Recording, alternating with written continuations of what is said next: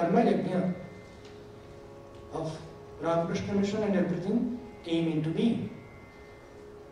If that small utterance of Sri Ramakrishna, the Godhead, carries so much of light, is it really meaningless that he and his companions got themselves saturated in music throughout their lives?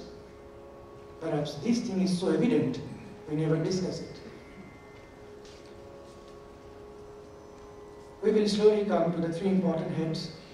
Before that, I would like to present a small musical piece which was sung by Swami Vivekananda when he was a young boy of Calcutta, a profound and famous Dhrupadist and Khayalist, called by everyone, and as the authors of his life say, he was one of the authorities of the music. It is evident in many researches. So this is a small piece.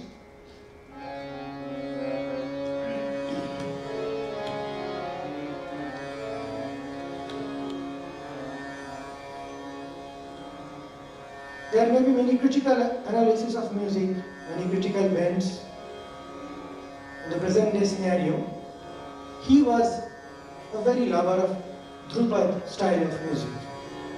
So we shall see how a song changes its character when it's treated in many other ways other than conventional and strict, stringent ways of preformed musical swaras.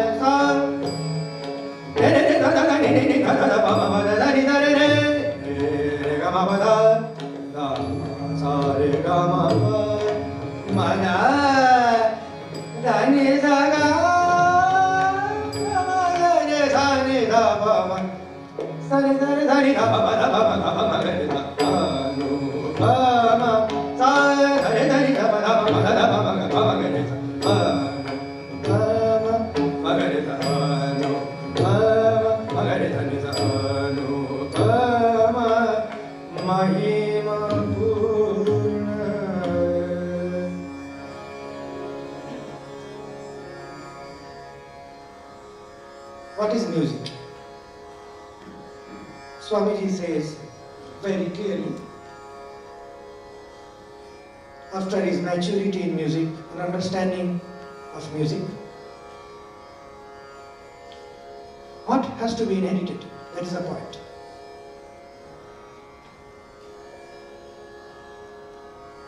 Starting from the Samagana of Veda, which is still prevailing in our India, in many corners. Perhaps you are all aware that music in Sama, either based on 2 tunes, 3 tunes, even some places 7 tunes, which gives a demonstration of discrete notational sadhana, wavering sadhana, and also the mood in many Sama practices still today prevailing in our country. Then came the instrumental renderings of Veena, and the Veena gave birth to Dhrupad. Then, by the complete acceptance of any invaders, as we do, the Indians do, we tolerate, we imbibe, we enrich ourselves. The Dhrupad started breaking down from the Tansani Gharanas to Khayals, and the Muslim invasions brought the Persian styles of musical renderings, which gave rise to Thumri, Kajri afterwards. Tappa was perhaps a sole prevailing concept of musical rendering in Eastern India and Bengal.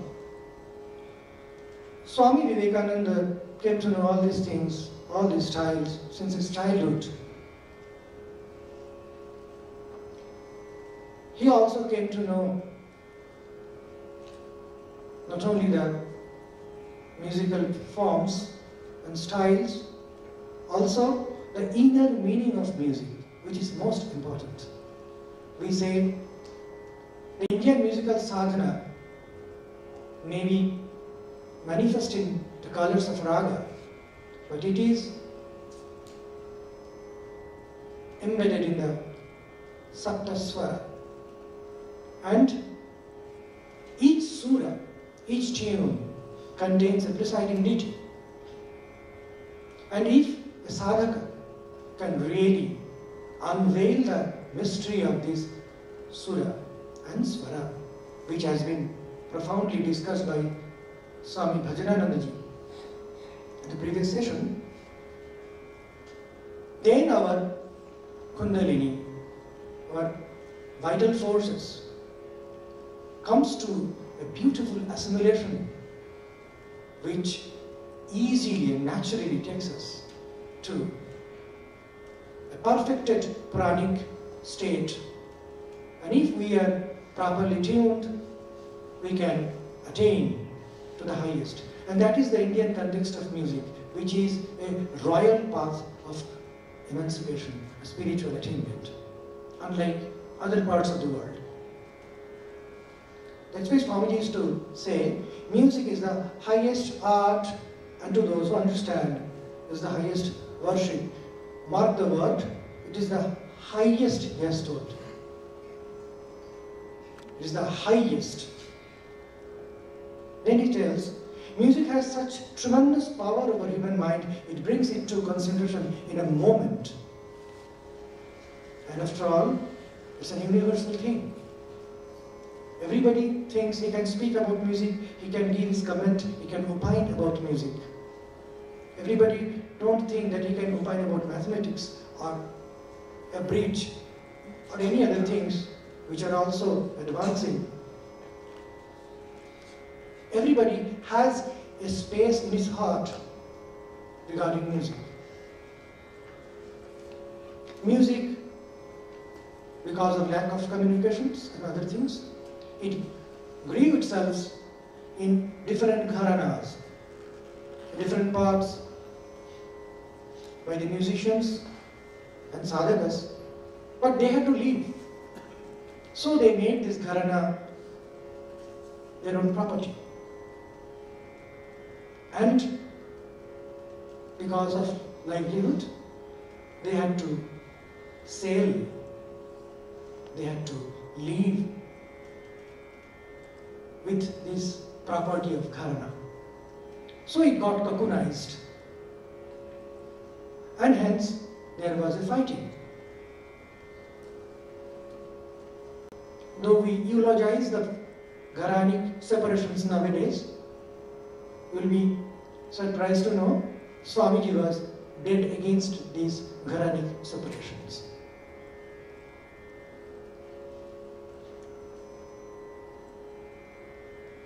Now the present, that day context, when Swamiji came, what was the context? The Samavedic music, the Dhrupad, the Kirtan, the Dabba Thumri Khayal, everything was prevailing in India. Perhaps because of the absolute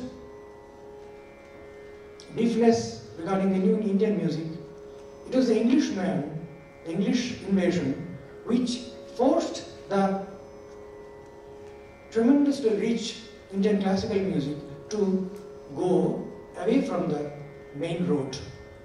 It got shelter, the sadhana, the Sura Saraswati got shelter in the quarters of Nautch girls.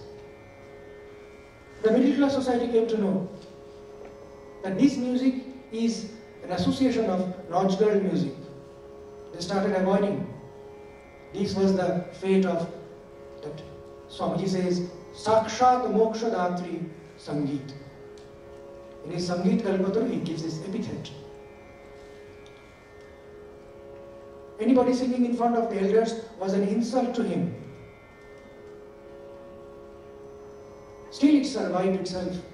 Now we know the so-called Nautch girls of those days were, by their own right, extraordinary musicians. Not only that, they were criticizing that music, but in Bagbazar and in this area, Khisti, Kheur and all these very low-class musical, colloquial traditions were in full form. So Swamiji, apart from Gharana, he observed this date point, the extreme insult and humiliation of Indian musical status. Now, who was Vivekananda? A possessor of tremendous, extraordinary musical talent? As his brother used to say, we thought sudden eruption of musical talent has come in our family. Later on, he used to say, no, it was because of my parents. We never knew that they were extraordinary musicians themselves. So Ramakrishna said he was avatar of Shiva, who is considered the lord of music and dance. He was a Dhyana Siddha. He would practice no effort in concentrating on anything, and especially which is elevating and divine. That was his nature. He need not do any sadhana for that. He was not Dhyanena Siddha. He was not a perfect in through dhyana. He was Dhyane Siddha. And so he had always the goal orientation of music, which is very important. Maharaji was discussing music as a sadhana, music as an entertainment. Our Indian context of music, which is because it is so much exalted, so much highly adored, is because of its spiritual nature. Regarding inheritance, first comes his father, Vishwanath Datta. He was in many places, Lahore, Lucknow, Raipur, before he was in Calcutta. Again he went to Raipur with small Narendranath. He used to spend a lot of money every Saturday and Sunday in Shimulia, in his own residence, and bring the Kalavantas who will sing hours together. He will feed them pulao with his own money. It was a famous thing in Calcutta. He taught many musical forms to child Narendranath, and he planned to teach him music while he will be there in Calcutta, back from Raipur. His mother was a wonderful singer, and because of those days custom, she was kept inside the room, but she used to sing the Ramayana and the Kirtanas in a wonderful melodious voice, and Narendranath could buy her everything. And he afterwards acknowledged the contribution of his mother in his musical journey. Then came Ustad Veni Gupta. Actually, the researcher says his name was Sangitacharya Veni Madhav Adhikari. He was not only a great musician and disciple of Ustad Ahmed Khan, he himself was a musician and a dramatist also. There are doubts whether he learned from Ustad Ujir Khan in sitar and other things, Ustad Kanailal Dheri in vocal and Israj. Ustad Ujir Khan was a guru of Devendranath Thakur in Israj. Then the Tunni Khans, Chota and Bada. He learned Pakhavaj from Kashi Chandra Ghoshal. So all these things he learned, but we don't get any striking evidence in this favor. But one thing is very clear. He learned all these instruments with very good efficiency. The point is, if a musical genius can learn without getting properly and traditional and so-called methodical schooling, he must be considered a genius of music by his own right. And that is what is music. It cannot be taught. It has to be imbibed and meditated upon. That's what Swamiji did throughout his life. And that's how he inherited the whole gamut of Indian and Western music, because of his tremendous musical hunger. By the biographer of his life, it is said that while he was wandering around the roads of the India, he was starving, there was no clothes, there was no food, no water, no shelter. He does not know where he is going, no planning, what future will bring to him, but still, not a single day music left him. It is the music which is a straight connection of God. A man can easily transcend his whole soul and heart to God, to the Almighty, to the power of pure joy. Then comes the Godhead, the highest form, Sri Ramakrishna. He found first the spiritual demonstration of music. While he was singing, Swami Thakur went to Samadhi every time almost. He used to say, when you sing with all your heart and soul, the inside of me is the serpent, always with his hood up, listens to it in rapt attention. So it proves the simplest and guileless form of God, like a child, as Ramakrishna was. He is going to Samadhi by song, by Sanhai in the Nabat, by listening to the Ustadi songs. So Ramakrishna says, by these also I can go to Samadhi.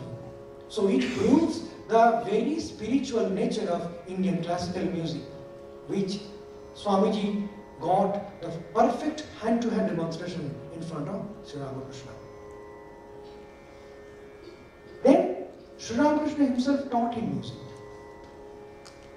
praised. In different situations, Sri Ramakrishna used to say, repeat this line, do it again. Or simply by seeing Sri Ramakrishna in Samadhi, Narendra used to understand DC is perhaps a very exalted state of musical rendering which has brought in the Samadhi in the God himself. When God himself certifies music, practices music, it means a very different thing in the whole context of the universe, the world and India.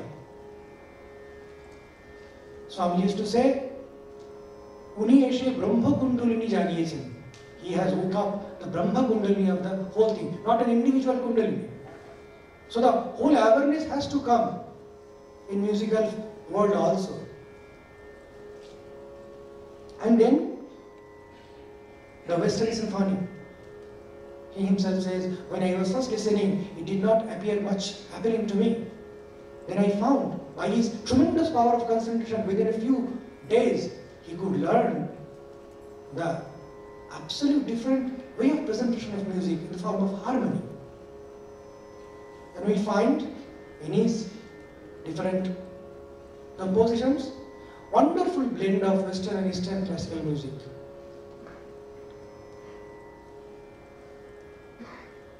He gave few conclusions, what he inherited from these ustads, his fathers, his guru, his own talent of genius of music. All he inherited it. He knew that he has to inherit something, he has to give something. That's why he is Swami Vivekananda. What he gave? Few points I'll just mention. First thing he said, declared, music as the highest form of art. Then he told, it has to be understood. To them who understand, it becomes the highest worship. The role of worship, the purpose of worship, the goal of worship is satisfied. Then he gave a challenge to the musicians. He said, if any adept in music can blend kirtana, the bhava of kirtana, and the martial and perfection and the grammar part of Dhrupad together, their fathers and forefathers. So it has to be given away. If the knowledge is not given away, it dies out. I will just give a small song which he learned from Sri Ramakrishna. I think this is a wonderful incident, a phenomena in the history of music, in the history of spirituality, and the history of spiritual music. The incident all of you know. Swami Vivekananda was not considering the Shakti part of the Brahman. If the Brahman is there, why then to think of the Shakti, the Vikaras? Sri Ramakrishna has something to do with this. He will never leave until he gets the fullest of the knowledge, as he did not leave Totapuri also. So the acceptance of Kali. Thakur used to say, who is Brahman? You say, I say, Har Kali. Same thing. Abhinna. Then when Narendra came to a state of direct realization that yes, there is an existence of the immanent part of Brahman, the active part of Brahman, then Thakur taught him that famous song, Mahakvam Tara. I'll just give that song a few lines before I finish.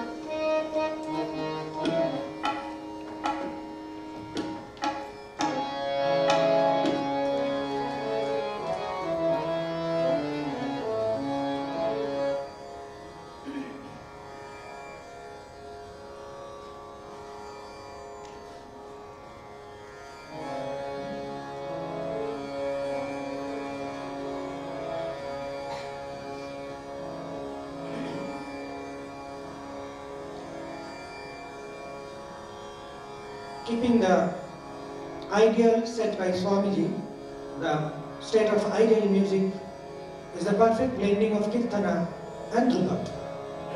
So we must try on to explore this sutra placed by Swamiji in front of all musicians to come. And I believe he himself was a perfect adept in mixing these two forms of music.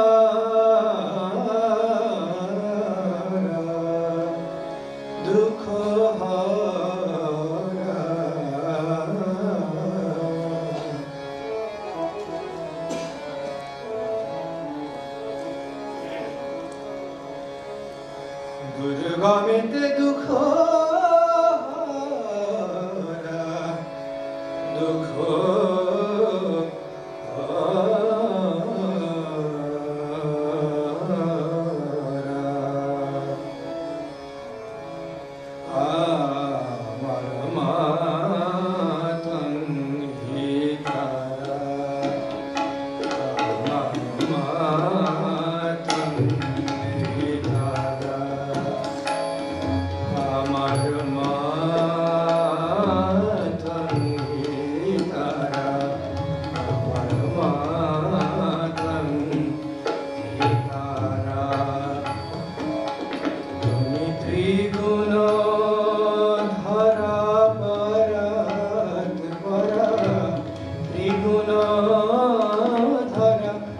परात् Parma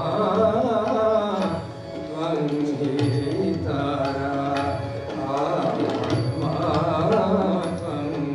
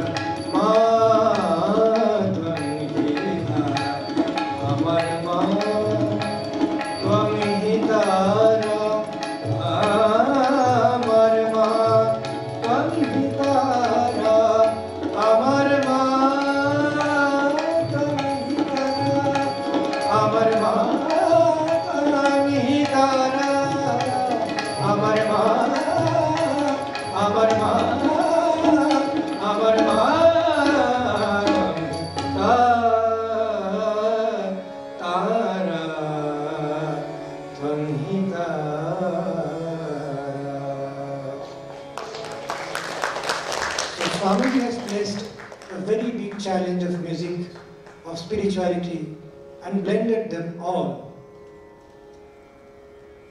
And gave a very big push, an inspiration, a new horizon of music, by imbibing himself the tradition of the music of the whole world and giving the blend of music which is really good for us, good for all, and take us to the pure joy and the pure self. Thank you. Thank you, Swami Kripakaranandji. You have uplifted our minds through your music.